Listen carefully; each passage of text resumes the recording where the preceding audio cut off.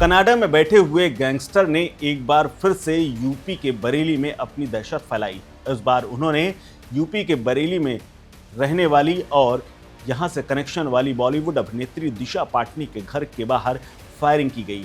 दरअसल ये फायरिंग इसलिए की गई है क्योंकि दिशा पाटनी की बहन ने कुछ साधु संतों के बारे में टिप्पणियां की थी और उसी के बाद ये बवाल बढ़ा और अब उनके दरवाजे पर फायरिंग हुई। ये फायरिंग रात में की गई, जिसके बाद उनके पिता का भी बयान सामने आया। पिता डिप्टी एसपी पद से रिटायर्ड हैं, पुलिस में वो अफसर रहे हैं और उन्होंने कहा है कि करीब 12 राउंड फायरिंग हुई है और हमें जब पता चला तो हमने पुलिस को सूचना दी है। हालांकि पुलिस ने इस पूरे मामले में FIR दर्ज की है और अज्ञात हमलावरों के द्वारा फायरिंग की बात सामने आई। इस घटना में किसी के घायल होने की फिलहाल सूचना नहीं, लेकिन अधिकारियों ने गोलीबारी करने वाले अज्ञात हमलावरों की तलाश शुरू कर दी है। साथ ही जिम्मेदारों की भी तलाश शुरू हो गई है। पुलिस ने इस मामले की जांच शुरू कर दी है। पुलिस ने आरोपियों को पकड़ने के लिए 5 अलग अलग टीमें बनाई। इस घटना का एक CCTV फुटेज भी सामने आया है जिसमें संदिग्ध दिखाई दे रहे हैं, जिनकी तलाश पुलिस कर रही है।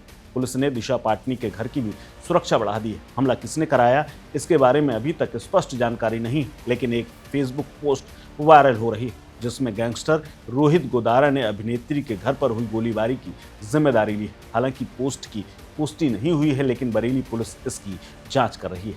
दरअसल हिंदी में लिखे हुए इस पोस्ट में सीधे तौर पर 2 लोगों का नाम सामने आया, जिसमें वीरेंद्र चरण और महेंद्र शरण का नाम शामिल है। इसी के साथ फिल्म इंडस्ट्री को चेतावनी जारी की गई है और मैसेज में लिखा गया है, जय श्री राम, सभी भाइयों को राम राम। मैं वीरेंद्र शरण महेंद्र शरण देलाना।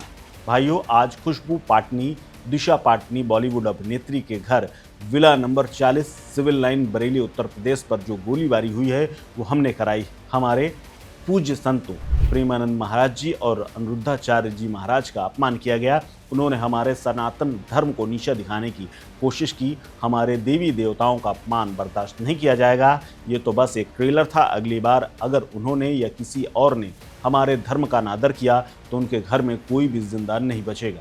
ये संदेश सिर्फ उनके लिए ही नहीं बल्कि फिल्म जगत के सभी कलाकारों और उनसे जुड़े हुए तमाम लोगों के लिए भी है। भविष्य में जो भी हमारे धर्म और संतों के खिलाफ ऐसा अपमानजनक कृत्य करेगा उसे परिणाम भुगतने के लिए तैयार रहना चाहिए। अपने धर्म की रक्षा के लिए हम किसी भी हद तक जाने को तैयार हैं। हम कभी पीछे नहीं हटेंगे। हमारे लिए हमारा धर्म और समाज एक है और इसकी रक्षा करना हमारा पहला कर्तव्य है। दरअसल ये पूरा मामला तब शुरू हुआ जब दिशा पाटनी की बहन, जो कि सेना अफसर रह चुकी हैं, खुशबू पाटनी ने एक पोस्ट करते हुए अनिरुद्धाचार्य के बारे में तमाम टिप्पणियां की थी। उन्होंने धार्मिक गुरु अनिरुद्धाचार्य के एक वीडियो वायरल होने के बाद उस पर टिप्पणी की थी जिसमें अनिरुद्धाचार्य ने कहा था कि लिव इन रिलेशनशिप में रहने वाली लड़कियां गलत होती हैं। हालांकि कई ऑनलाइन उपभोक्ताओं ने इसको गलत समझ लिया था। उनकी टिप्पणी प्रेमानंद महाराज जी के लिए नहीं थी, जिससे भ्रम और आक्रोश फैल गया था।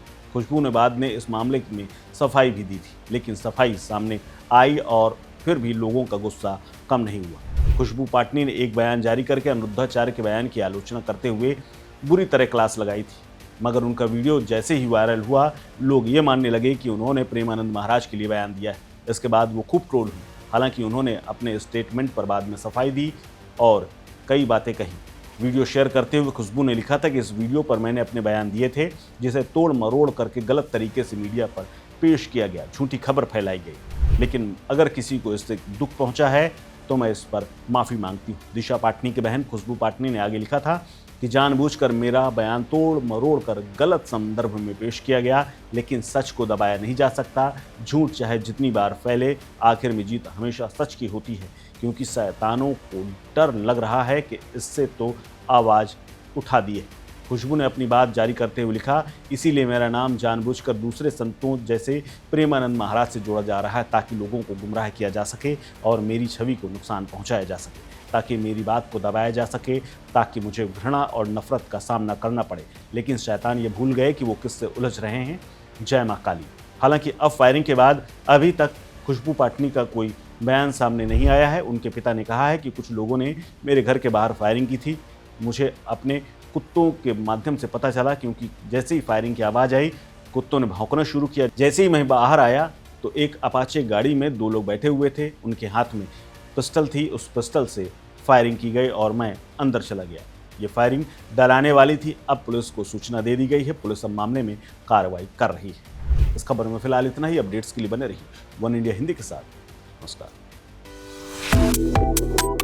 Subscribe to One India and never miss an update. Download the One India app now.